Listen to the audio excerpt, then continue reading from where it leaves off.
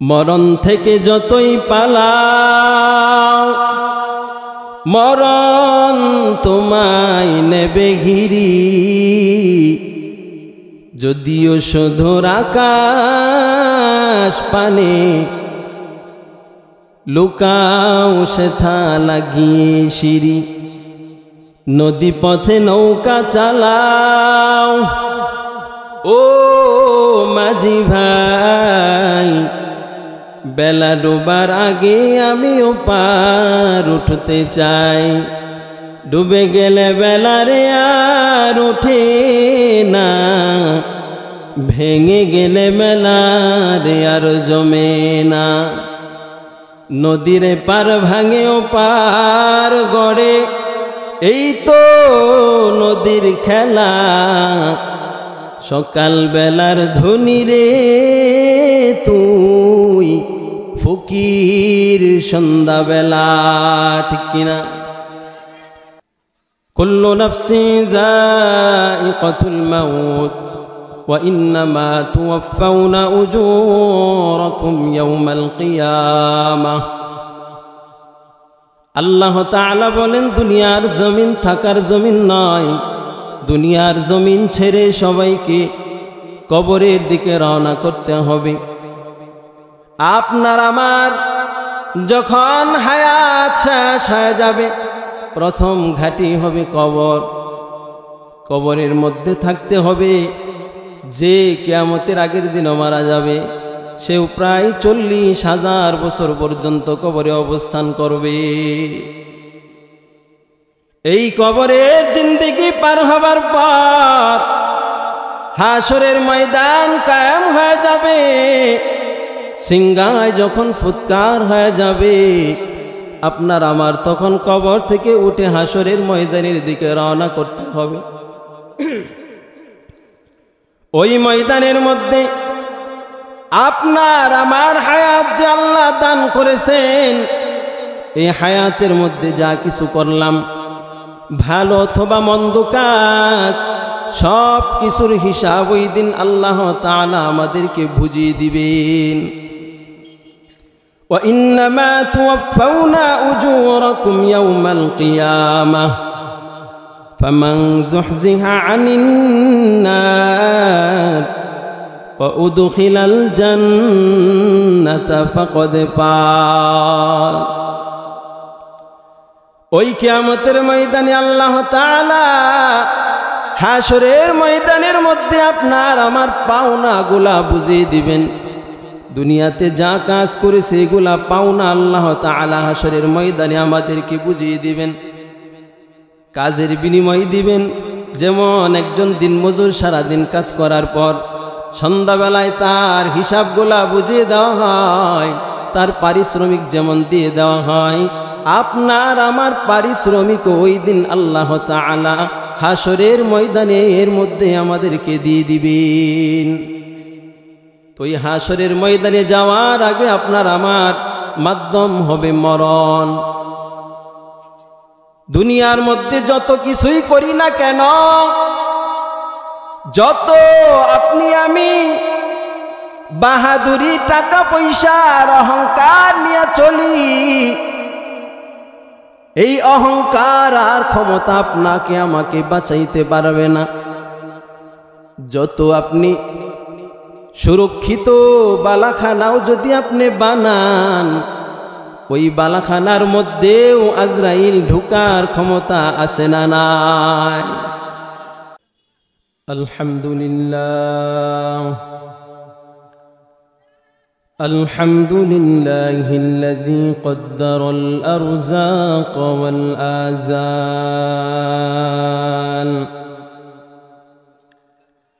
وأمر بذكره وطاعته بالغدو والآصال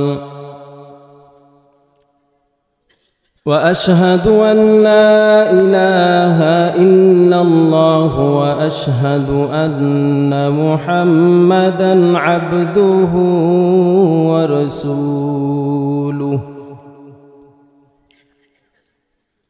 أما بعد فأعوذ بالله من الشيطان الرجيم.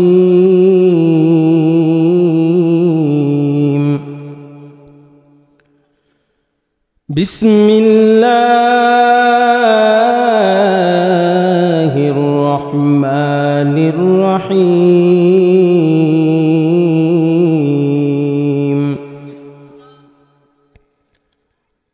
كل نفس ذائقة الموت وإنما توفون أجوركم يوم القيامة فمن زحزح عن النار وأدخل الجنة فقد فاز وما الحياة الدنيا إلا متاع الغرور. وقال رسول الله صلى الله عليه وسلم: الدنيا سجن المؤمن وجنة الكافر، أو كما قال عليه الصلاة والسلام. اللهم صل على محمد وعلى آل محمد كما صليت على إبراهيم وعلى آل إبراهيم إنك حميد مجيد. اللهم بارك على محمد وعلى آل محمد كما باركت على إبراهيم وعلى آل إبراهيم إنك حميد مجيد. توحيدك أمانات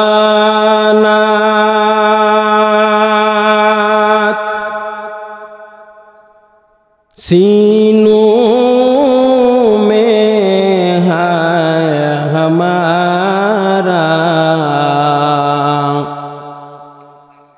आसान ही मिटाना नामो निशान हमारा। बलगल उला बिकमालिही कशफद्दुजा बिजमालिही हसनत जमीउ खिसालिही सल्लु अलैहि व आलिही। ला इलाहा इल्लल्लाह, ला इलाहा इल्लल्लाह, লা ইলাহা ইল্লাল্লাহ। একটু আওয়াজ দিয়ে পড়েন, লা ইলাহা ইল্লাল্লাহ, লা ইলাহা ইল্লাল্লাহু মুহাম্মাদুর রাসূলুল্লাহ। मकबूल तो है, शाज़ है, काबिल तो बहुत है। मकबूल तो है, शाज़ है, काबिल तो बहुत है। ऐ नाक़ मनिंदे तू नहीं, दिल तो बहुत है। ऐ नाक़ मनिंदे तू नहीं, दिल तो बहुत है। दुनिया में हो दुनिया का तलबगार नहीं हो, बाजार से गुजर हो खरीदार नहीं हो। बाजार से गुजर हो खरीदार नहीं हो। আলহামদুলিল্লাহ। পুখলগাঁও সাউতুল হেরা রেজিয়া হাসান কওমি মাদ্রাসা কর্তৃক আয়োজিত দ্বিতীয় বার্ষিক ওয়াজ মাহফিল, উপস্থিত সম্মানিত সভাপতি সাহেব, প্রধান অতিথি, বিশেষ অতিথি, এলাকার যুবক ভাইয়েরা, এলাকার মুরব্বিয়ান, পর্দার অন্তরালে অবস্থানরত শ্রদ্ধেয়া সম্মানিতা মা ও বোনেরা, রব্বুল আলামিনের দরবারে শুকরিয়া তান সকলেই। রব্বুল আলামিনের দরবারে শুকরিয়া আদায় করব যে মহান রব্বুল আলামিন আমাদেরকে দীর্ঘ সময় এই সামিয়ানার নিচে কোরআন ও হাদিসের মজলিসে মাজালিসুর রহমানে ধৈর্য সবরের সাথে কোরআন ও হাদিসের আলোচনা শোনার মতো তৌফিক দান করেছেন। রব্বুল আলামিনের দরবারে জবান খুলে কালিমাত শুকর আদায় করি, সকলেই জবান খুলে পড়ি আলহামদুলিল্লাহ। লাইন শাকারতুম লাযীদান্নাকুম ওয়া লাইন কাফারতুম ইন্না আযাবী লাশাদীদ। আল্লাহ তাআলা বলেন, নিয়ামত পাবার পরে যখন নিয়ামতের শুকর আদায় করে আল্লাহ তাআলা নিয়ামতকে আরো বৃদ্ধি করে দেন। আর যারা নিয়ামত পাবার পর নিয়ামতের শুকর আদায় করে না, নিয়ামতকে অস্বীকার করে, কুফরি করে, আল্লাহ রব্বুল আলামিন বলেন ইন্না আযাবী লাশাদীদ। আল্লাহ রব্বুল আলামিনের আযাব অনেক কঠিন। আল্লাহর ধরা শক্ত ধরা। আল্লাহ যখন ধরেন শক্তভাবে ধরেন, আল্লাহ বারবার বারবার ছেড়ে দেন। যখন আল্লাহ ধরে ফেলেন তখন কেউ আর আল্লাহর এই শক্ত ধরা থেকে কেউ আর বাঁচাইতে পারে না। এজন্য সর্বদা আমাদের আল্লাহর নিয়ামতের শুকর আদায় করা প্রয়োজন। আল্লাহ তাআলা আমাদেরকে অসংখ্য অগণিত নিয়ামত দান করেছেন। দুনিয়ার যত নিয়ামত আছে, বাড়ি গাড়ি, টাকা পয়সা, নারী, যা কিছু আছে সব যদি আপনাকে আমাকে দেওয়া হয়, তার বিনিময়ে যদি জীবনটাকে নিয়ে নেওয়া হয়, বলেন তো এই নিয়ামতের কোনো প্রয়োজন আছে? আল্লাহ তাআলা আমাদেরকে কত দামি একটা নিয়ামত দিয়েছেন যে আমাদেরকে হায়াত দিয়েছেন। 24 ঘন্টা বেঁচে থাকার জন্য যে পরিমাণ অক্সিজেন আমরা ব্যবহার করি, এক হিসাবে দেখা গেছে আমরা প্রতিদিন 24 ঘন্টার মধ্যে প্রায় 16,500 টাকার অক্সিজেন আমরা ব্যবহার করি। এই 16,500 টাকার অক্সিজেন যদি আপনার আমার কিনে ব্যবহার করা লাগতো, বলেন তো দুনিয়াতে বাঁচার মতো তৌফিক ক্ষমতা কার থাকতো? কয়জনের বা থাকতো? আল্লাহ তাআলা এই অক্সিজেন আমাদেরকে ফ্রিতে দিয়েছেন, বিনামূল্যে দিয়েছেন, আলহামদুলিল্লাহ। আপনি আমি যদি একটু চিন্তা করি, মানুষ আমরা চিন্তা করব বেশি। আল্লাহ আমাদেরকে ব্রেন দিয়েছেন, দিমাগ দিয়েছেন চিন্তা করার জন্য। গরু ছাগল ওরা খাবে দাবে মরে যাবে, আমার আপনার খাবার হবে। মানুষ আপনি মরে যাবার পরে কারো খাবার হবেন না। আপনার আমার জন্য কবর আছে, হাসর আছে, মিজান আছে, ফুলচিরাত আছে, জান্নাত আছে, জাহান্নাম আছে, হিসাব দিতে হবে। এজন্য আমাদের চিন্তা করতে হবে বেশি। যেই জিনিসগুলো আমাদের বেশি প্রয়োজনীয়, জরুরি, এগুলো আল্লাহ তাআলা ফ্রিতে করে দিয়েছেন, বিনামূল্যে করে দিয়েছেন। যেমন পানি, পানির অপর নাম জীবন। এটা দেখেন তো বেশি দাম না কম দাম? কম দামে দিয়েছেন। অক্সিজেন আল্লাহ তাআলা দামি জিনিস ফ্রিতে দিয়েছেন। আল্লাহ আমাদেরকে নিয়ামতগুলো দিয়েছেন। এই নিয়ামতের শুকর আদায় করতে হবে। এই দুনিয়ার জমিন ক্ষণস্থায়ী, কেউ থাকতে পারবো না। পারবো নাকি? কুল্লু নাফসিন যায়িকাতুল মাউত। মৃত্যুর পেয়ালা সমস্ত প্রাণীকেই পান করতে হবে। যার মধ্যে প্রাণ আছে তার মরণ নিশ্চিত, সে মরতে হবে, মরবে। কোনোভাবেই সে বাঁচতে পারবে না। যত ক্ষমতাওয়ালা হোক, যত টাকাওয়ালা হোক, যত বড় চিকিৎসক হোক, বাঁচার উপায় আছে? কেউ বাঁচতে পারবে না, মরতে হবে। আল্লাহ তাআলা এটাই বলছেন। আর এই বিষয়টা কিন্তু শুধু মুসলমান নয়, যারা আল্লাহকে মানে না, চিনে না, কাফের বেঈমান, ওরাও কিন্তু এটা বিশ্বাস করে যে দুনিয়া চিরস্থায়ী না, এখানে চিরদিন থাকা যাবে না, চলে যেতে হবে। জানে কি জানে না? জানে না, শুধু ওরা মানে এটা যে মরতে হবে। কুল্লু নাফসিন যায়িকাতুল মাউত ওয়া ইন্নামা তুওয়াফাউনা উজুরাকুম ইয়াওমাল কিয়ামাহ। আল্লাহ তাআলা বলেন, দুনিয়ার জমিন থাকার জমিন নয়, দুনিয়ার জমিন ছেড়ে সবাইকে কবরের দিকে রওনা করতে হবে। আপনার আমার যখন হায়াত শেষ হয়ে যাবে, প্রথম ঘাঁটি হবে কবর। কবরের মধ্যে থাকতে হবে। যে কিয়ামতের আগের দিনও মারা যাবে, সেও প্রায় 40,000 বছর পর্যন্ত কবরে অবস্থান করবে। এই কবরের জিন্দেগি পার হবার পর হাসরের ময়দান কায়েম হয়ে যাবে। সিংহায় যখন ফুৎকার হয়ে যাবে, আপনার আমার তখন কবর থেকে উঠে হাসরের ময়দানের দিকে রওনা করতে হবে।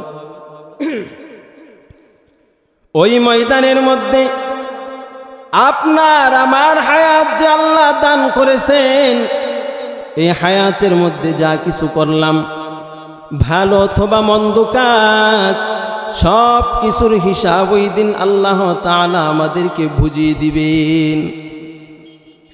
ওয়া ইন্নামা তুওয়াফাউনা উজুরাকুম ইয়াওমাল কিয়ামাহ ফামান যুহজিহা আনিন নার ওয়া উদখিলাল জান্নাতা ফাকাদ ফাজ।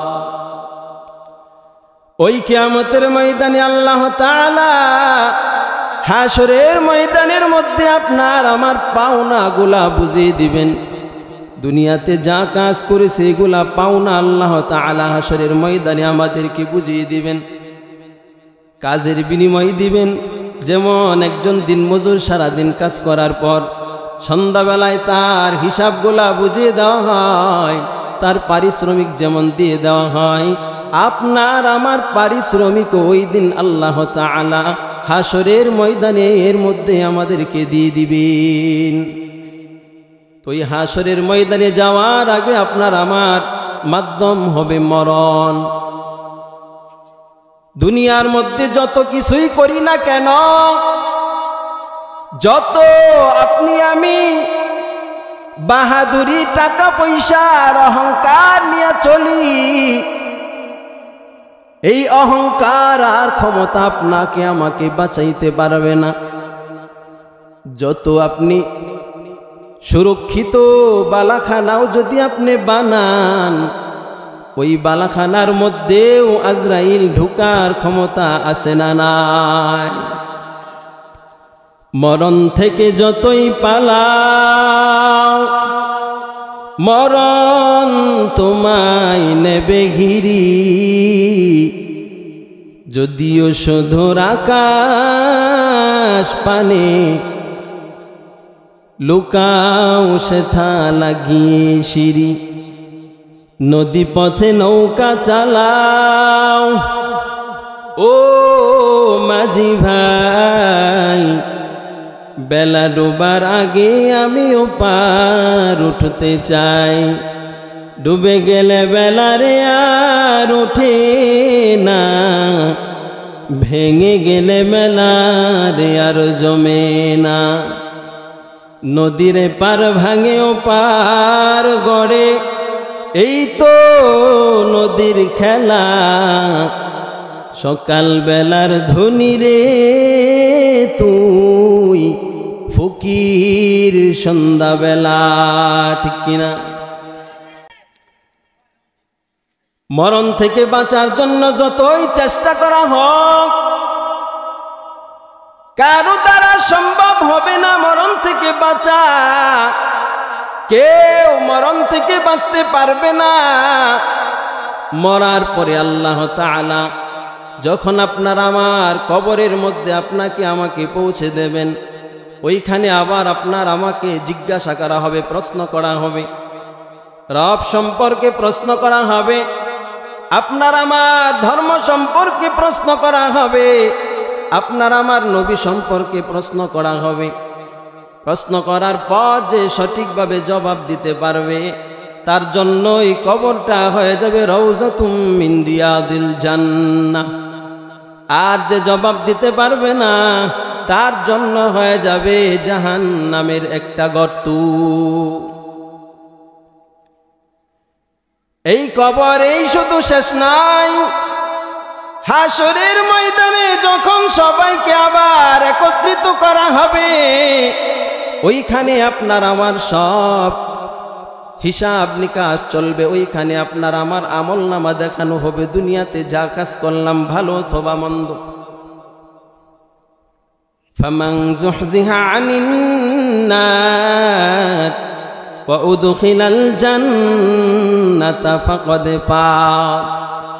ওই দিন যাকে জাহান্নাম থেকে দূরে সরানো হবে আর যাকে জান্নাতে প্রবেশ করানো হবে, ওই দিন সেই হবে সফল কাম।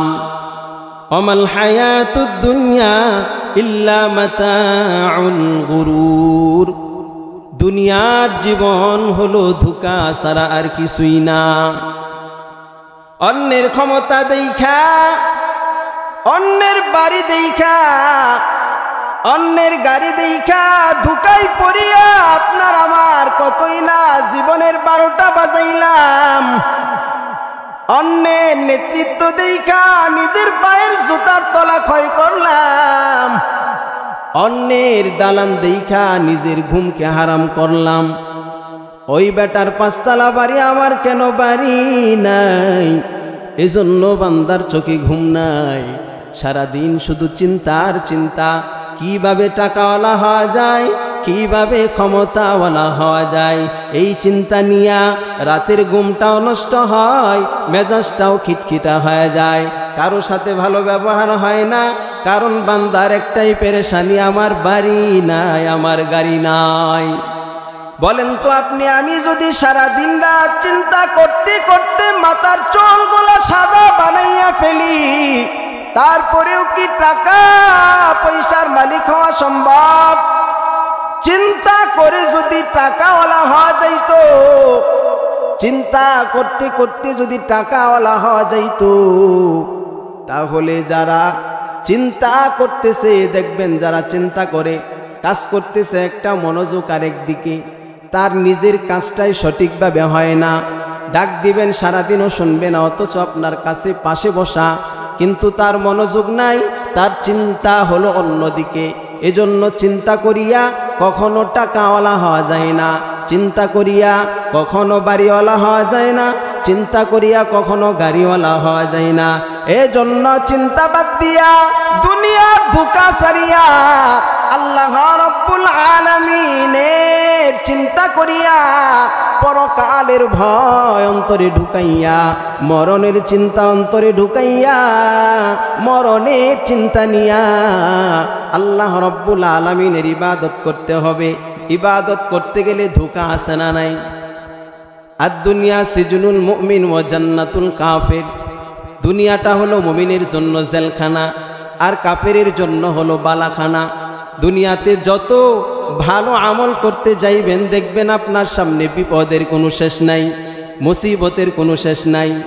আপনার বিপদ আসবে, দাড়ি লম্বা করবেন বিপদ আসবে, টিটকারি করবে, টুপি রাখবেন আপনার বন্ধু বান্ধব আপনাকে মস্কারি করবে, পাগড়ি পরবেন আপনাকে মস্কারি করবে, ভালো কাজ করবেন আপনার দুশ্মনের অভাব নাই, বাড়ির থেকে বের হতে পারবেন না, শুধু দুশ্মন আর দুশ্মন।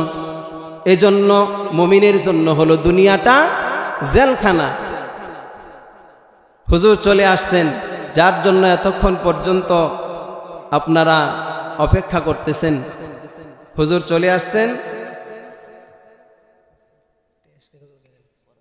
হুজুর বলতেছেন আর 5 মিনিট করার জন্য। ঠিক আছে হুজুর যেহেতু বলছেন, তাহলে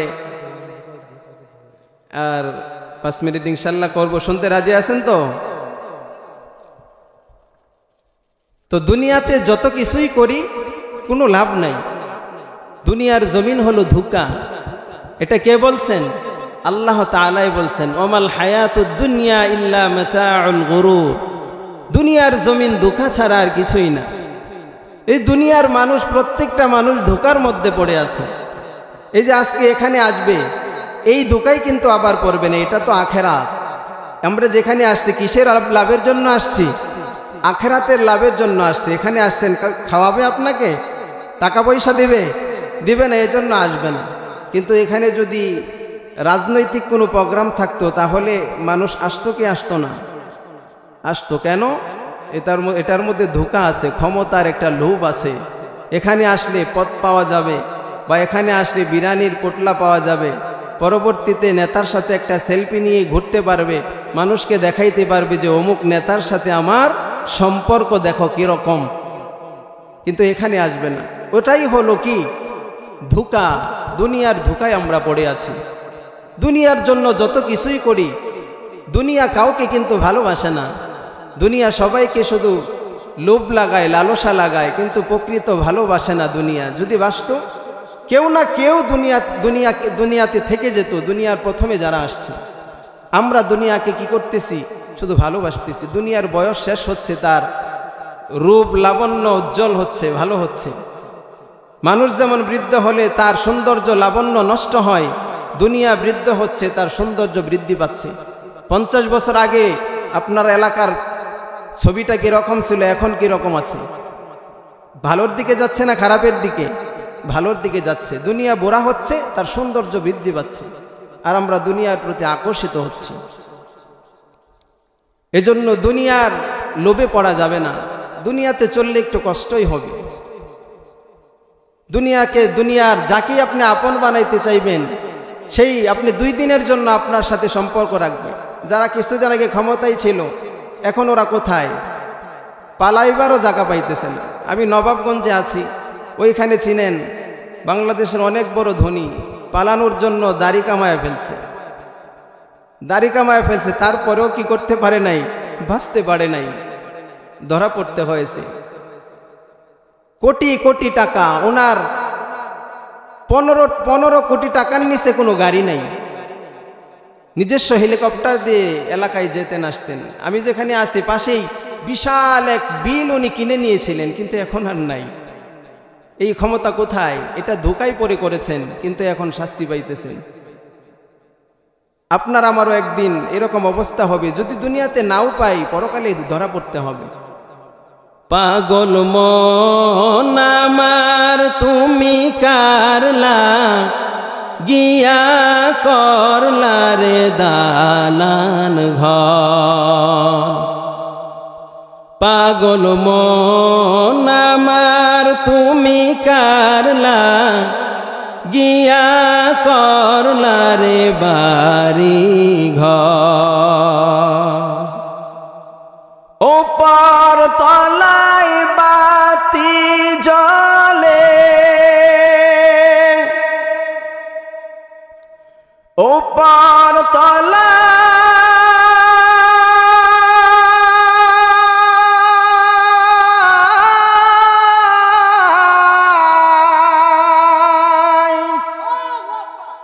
ওপর তলায় বাতি জ্বলে,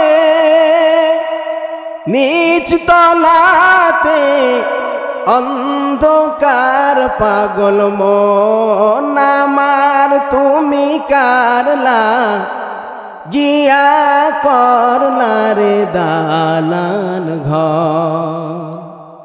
পাগল মন আমার তুমি কারলা, গিয়া করলা রে ভারী ঘর। ভাই বলো বন্ধু বলো,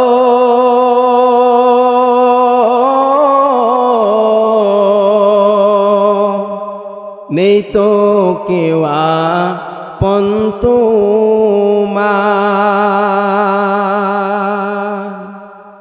ভাই বলো বন্ধু বলো,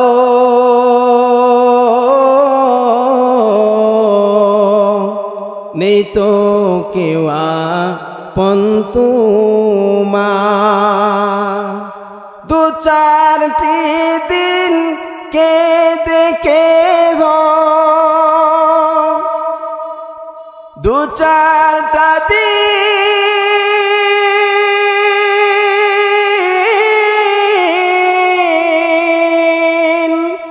দু চারটা দিন কেঁদে গো নেবে না যে খোঁজ খবর পাগল মন আমার তুমি কারলা গিয়া করলা রে বাড়ি ঘর পাগল মন আমার তুমি কারলা গিয়া করলা রে দালান ঘর।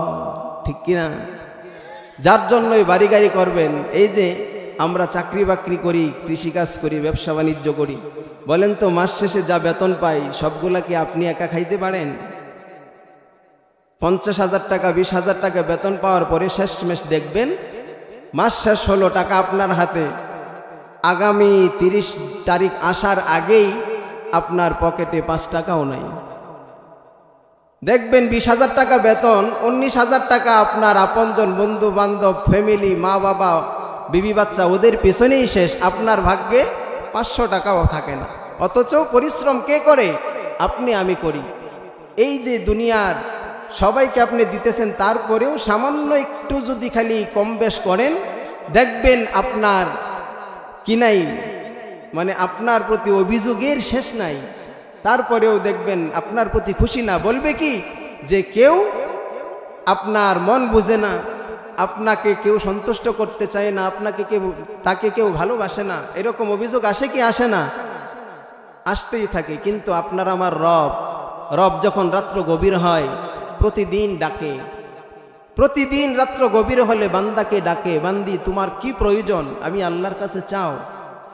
তখন আপনার আমার উচিত মসজিদ, নিজের ঘরটাকে, ঘরের কর্নারটাকে জায়নামাজ বিছাইয়া ওইখানে আল্লাহকে ডাকাডাকি করা, যে হে রব, দুনিয়ার সব মানুষ ঘুমায় গেল, দেখেন আমি ঘুমাই নাই, আমার চোখে ঘুম আছে কিন্তু আমি ঘুমাই নাই। কেন? যে আমার রব এখনো জিন্দা, সজাগ আছে, আমার রব এখনো সজাগ, আমি কিভাবে ঘুমাই? ছোট একটা ঘটনা 2 মিনিটে শেষ করে দেব। আলেমের একটা জামাত সাগর পথে চলতেছে, তো একটা দ্বীপের মধ্যে ওনারা আশ্রয় নিলেন, থামলেন। থেমে দেখেন যে এক অগ্নি পূজক আগুনের পূজা করতেছে। ওনার কাছে গেলেন, ওনাকে দাওয়াত দিলেন। বোঝানোর পরে আলেমের জামাত তো দাওয়াত দিয়েছেন, আল্লাহ কবুল করেছেন, উনি মুসলমান হয়েছেন, আলহামদুলিল্লাহ মুসলমান হয়েছেন। এবার রাত্র হয়ে গেছে, ঘুমায় গেছে, আলেমরা সবাই ঘুমাইছে। ওই অগ্নি পূজক সজাগ, ডাকতেছে সবাইকে, কি ব্যাপার সবাই ঘুমায় গেলেন? যে রাত্র হয়েছে, আমাদের ঘুম আসতেছে, ঘুমায় গেলাম। বলে যে আপনারা ঘুমান, আপনাদের রব কি ঘুমায়? ওরা বলে না, আমার রব তো ঘুমায় না।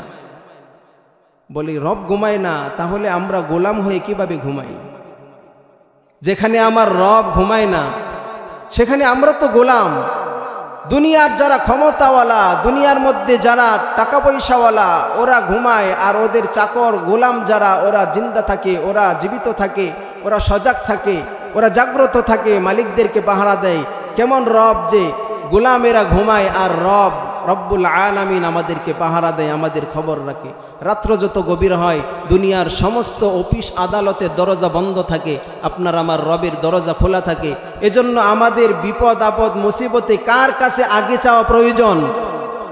আল্লাহর কাছে। আমাদের যত বিপদ আপদ মুসিবত আসবে আমরা কি করব? সবার আগে রব্বুল আলামিনের কাছে চাইব। আপনার আমার রব যেহেতু আমাকে বানাইতে পারছেন, আমার রিজিকের ব্যবস্থা করতে পারছেন, আপনার আমার বিপদ আপদ সব কিছু কি করতে পারবেন? আমার রব দূর করে দিতে পারবেন। এজন্য আমরা